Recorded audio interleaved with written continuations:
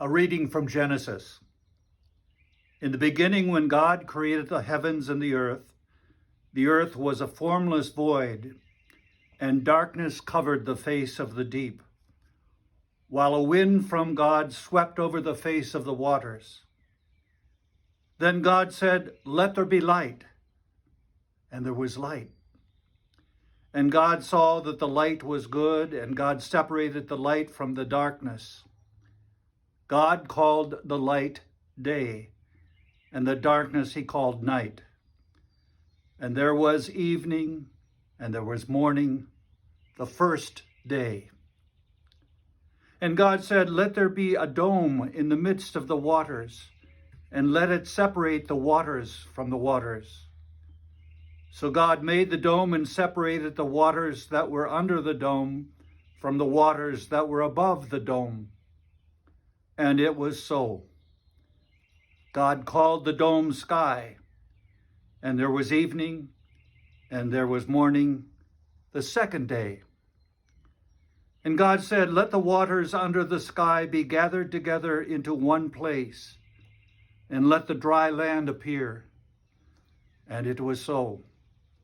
God called the dry land earth, and the waters that were gathered together he called seas.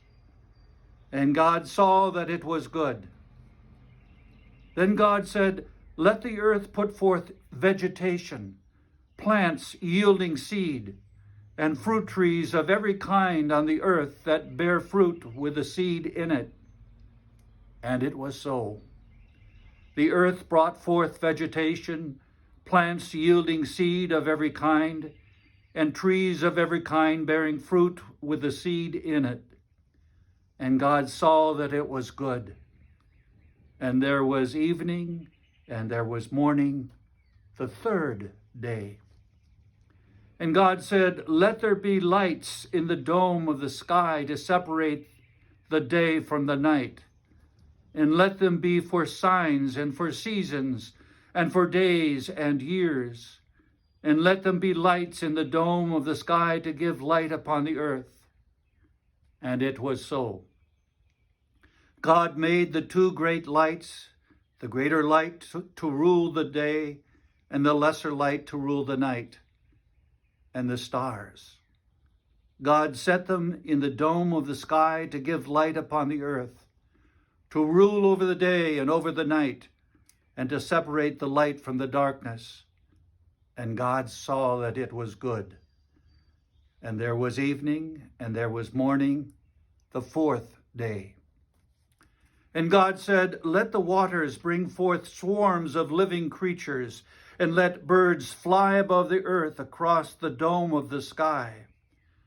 So God created the great monsters and every living creature that moves, of every kind with which the waters swarm, and every winged bird of every kind. And God saw that it was good.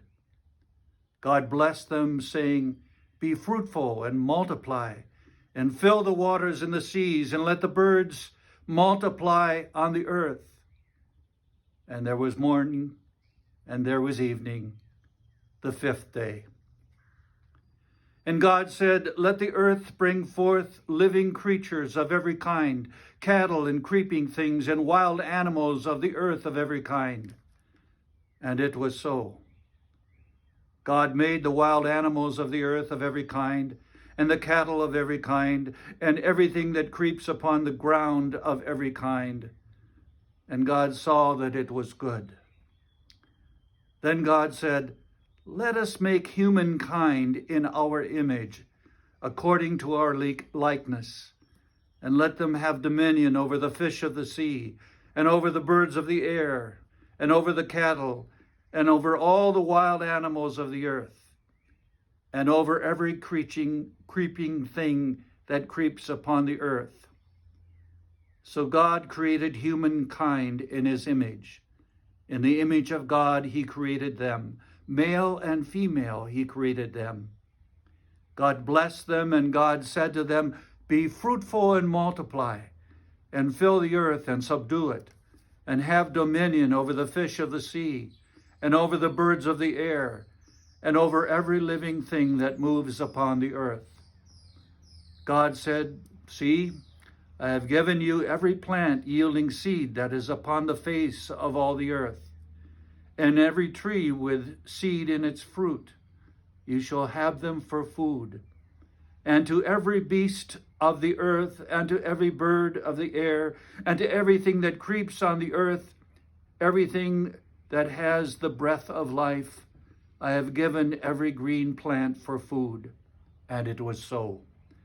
God saw everything that he had made, and indeed it was very good. And there was evening, and there was morning, the sixth day. Thus the heavens and the earth were finished, and all their multitude. And on the seventh day, God finished the work that he had done, and he rested on the seventh day from all the work that he had done. So God blessed the seventh day and hallowed it, because on it God rested from all the work that he had done in creation. These are the generations of the heavens and the earth when they were created.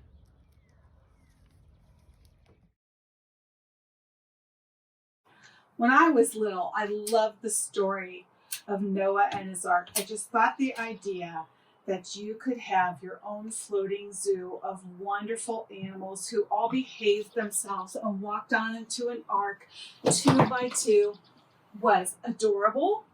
You could pet animals all day. You could cuddle with them. Oh, sorry, elephants. You could have them all trained. You could work with them. Sounded like the perfect Bible story to me. But that's only part of the story. In Genesis chapters 7-9, it describes how God talked to Noah. Noah was a righteous man. God called Noah and tells him, I'm going to destroy the earth and everything that's living on it, except for you and your family, because you are a righteous man. God tells Noah, I need you to build an ark exactly like this. And because Noah is a righteous man, he does it. And then God says, I need you to gather up this many animals of exactly these kinds in these numbers. And because Noah's a righteous man, he does it. God tells exactly all the directions he has for Noah. And because Noah is righteous, he and his family do what God says. God says it's going to rain for 40 days and 40 nights. God does not tell Noah and his family how long the flood is going to last, whether they will ever see their home again, where they're going to end up, how long they're going to be on the boat. Lots of unanswered questions, and they don't fuss too much about it because they're righteous. They do what God says when God asks. So everything is ready. It starts to rain. All the animals get on board. Noah and his family get on board, and God shuts the door to keep them safe. The ark rises. Noah and his family start floating through the waters. The rain continues. Every day, they take care of the animals. They feed the animals. They groom the animals. They clean up after the animals. They separate the fighting animals. The animals kind of smell. They have to get some more straw and hay in their bins. They do the same chores every day. And the next day. And the next day. Because when you're taking care of animals, you don't take a day off. Every single day, you have the same chores. But they do their chores because they're righteous people. The rain stopped after 40 days, finally. Noah gets anxious. He sends out a raven. Now, a raven is a smart bird that's really good at finding things and noticing things. He sent the raven out from the top of the ark. The raven zoomed out this way, soared this way, circled around. The raven couldn't find anything. He spent the rest of the trip going out and coming back, going out and coming back. Noah's a little disheartened. He sent out a dove 7 days later. Now, doves are not as sharp-eyed as ravens, but doves love to hug a tree branch tightly and just perch there. They don't have a lot of stamina for flying. And doves also like to get on the ground and search for seeds and ants and anything else that looks delicious. So the dove soars off the ship, flies over this way, comes back this way, finds nothing, returns to Noah exhausted with nothing in its beak for Noah. 7 days later, Noah sends out the dove again. This time the dove is gone all day long. Noah gets concerned, goes up on top deck, looks out, and as the sun is going down, the dove flies back, and there's something in its beak. It's a freshly picked olive leaf. Noah knows the waters are receding. 7 days later, Noah sends out another dove. The dove goes out in the morning. Noah goes on top of the ship, looks around. The dove doesn't come back. The waters really must have gone down at this point. 60 days into the story, the ground is still too muddy. They don't know when they're going to be allowed off the ship. They're still doing their chores, day after day after day. They stayed on the boat, the ark, another 2 months. If you can imagine that, in modern times, if they had gone onto that ark in March, they would probably been on that ark until August.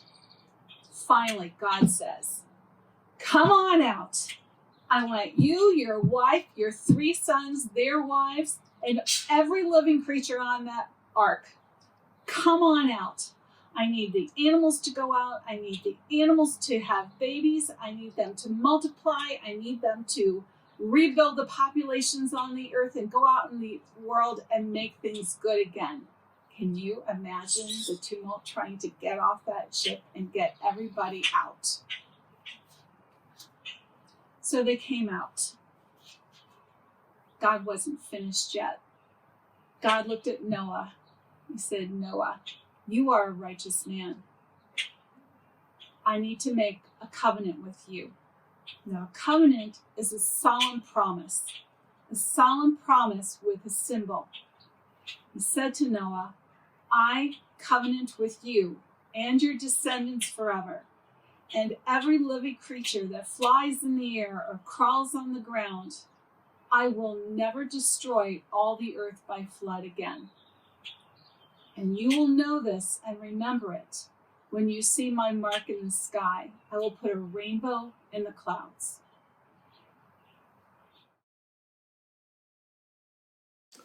Exodus chapter 14 verses 10 to 31 and chapter 15 verses 20 to 24, as retold by the Drohan family.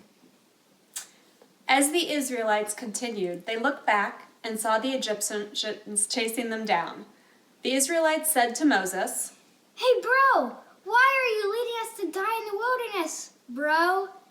Man, why are you doing this? We were fine with the Egyptians, like, dude. Serving the Egyptians is better than dying in the wilderness, dude."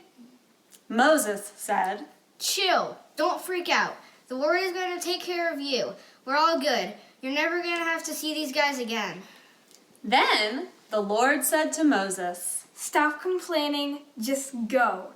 If you hold up that stick, it'll be like a magic wand thing. The sea will open up for everyone to walk through. It's going to be awesome. The Egyptians are so snobby, they're going to follow you, and then the water will get them. Then the Egyptians will know that I'm the man." The angel that was leading the Israelites moved between the 2 groups to serve as a shield. Those Egyptians can't touch this. Can't touch this. Then Moses held up his hand to the sea. Then the sea opened up, just like God said. The Israelites walked through the long hallway of water safely. The Egyptians followed them. God scared the Egyptians and slowed them down. The Egyptians said, Hey dude, their God has their backs. Maybe we should leave them alone. God said to Moses, Drown them. So Moses did it, and they all died. But the hallway stayed for the Israelites to finish their hike across the sea. The Israelites were safe from the Egyptians, and the Egyptians weren't so lucky. Now, the Israelites believed in God and Moses. They did a happy dance while Miriam and other women played instruments and sang, Sing to the Lord, for he has triumphed gloriously. Horse and rider he has thrown into the sea. Then they head to the wild of Shur, away from the sea. After 3 days, there was still no water. And when they did find water, it was gross, and they wouldn't drink it. So they called it Mara, whatever that means. And the people said, Bruh, what are we supposed to drink? This ends the reading.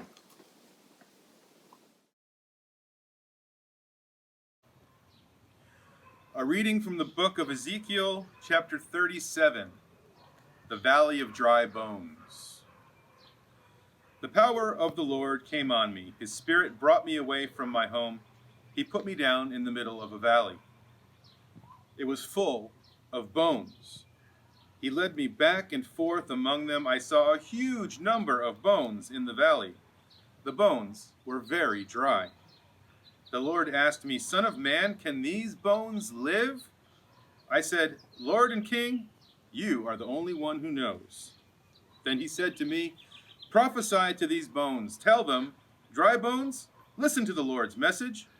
The Lord and King speaks to you. He says, I will put breath in you. Then you will come to life again. I will attach tendons to you. I will put flesh on you. I will cover you with skin. So I will put breath in you. So you will come to life again. Then you will know that I am the Lord. So I prophesied just as the Lord commanded me to. As I was prophesying, I heard a noise. It was a rattling sound. The bones came together. One bone connected itself to another. I saw tendons and flesh appear on them. Skin covered them, but there was no breath in them. Then the Lord said to me, Prophesy to the breath. Prophesy, Son of man. Tell it, the Lord and King says, Breath, come from all 4 directions. Go into these people who have been killed, then they can live. So I prophesied just as he commanded me to, and breath entered them. Then they came to life again. They stood up on their feet. They were like a huge army.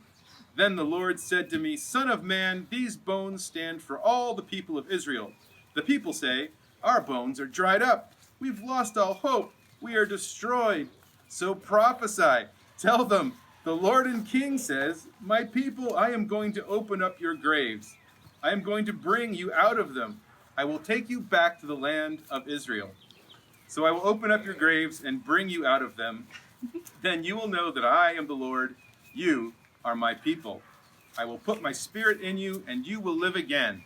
I will settle you in your own land. Then you will know that I have spoken. I have done it, announces the Lord.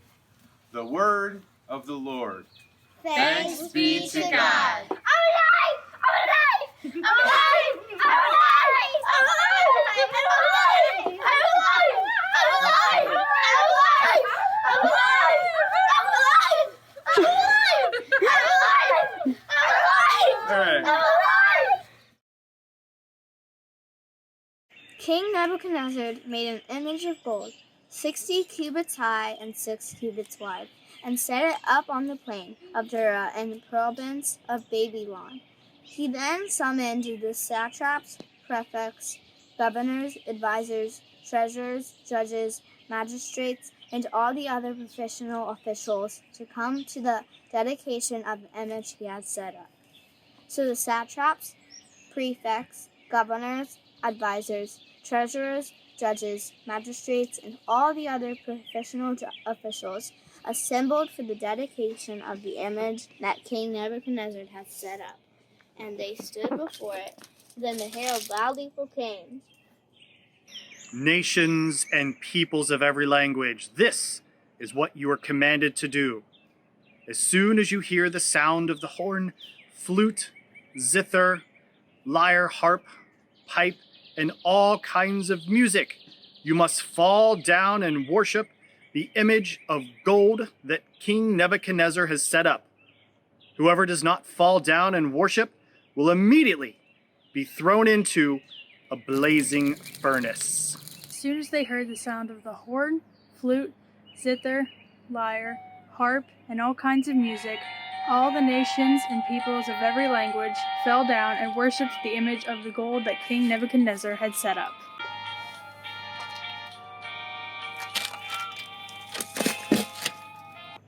May the king live forever!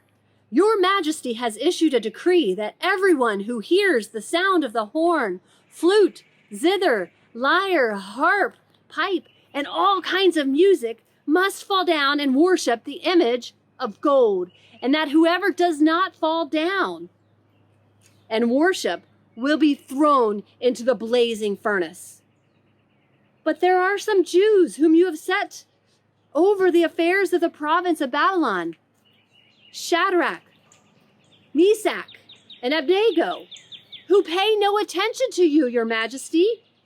They neither serve your gods nor worship the image of gold you have set up. Furious with rage, Nebuchadnezzar summoned Shadrach, Meshach, and Abednego. So these men were brought before the king. And Nebuchadnezzar said to them, You three, here now! Is it true, Shadrach, Meshach, and Abednego, that you do not serve my gods or worship the image of gold that I have set up? Now when you hear the sound of the horn, flute, zither, lyre, harp, pipe, and all kinds of music, if you are ready to fall down and worship the image I made, very good. But if you do not worship it, you will be thrown immediately into a blazing furnace. Then what God will be able to rescue you from my hand? King Nebuchadnezzar, we need not defend ourselves before you. Even if you throw us into the pit, our God will come save us. And if he does not, we will never worship your statue of gold that you have set up. Then Nebuchadnezzar was furious with the three, and his attitude toward them changed. He ordered the furnace heated to 7 times hotter than usual, and commanded some of the strongest soldiers in his army to tie up Shadrach, Meshach, and Abednego and throw them into the blazing furnace. So these men, wearing their robes, trousers, turbans, and other clothes, were bound and thrown into the blazing furnace.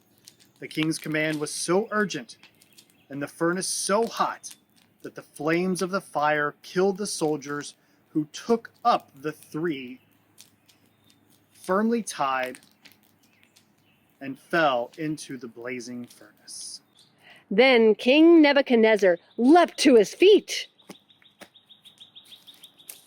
Weren't there 3 men that were tied up and threw into that fire?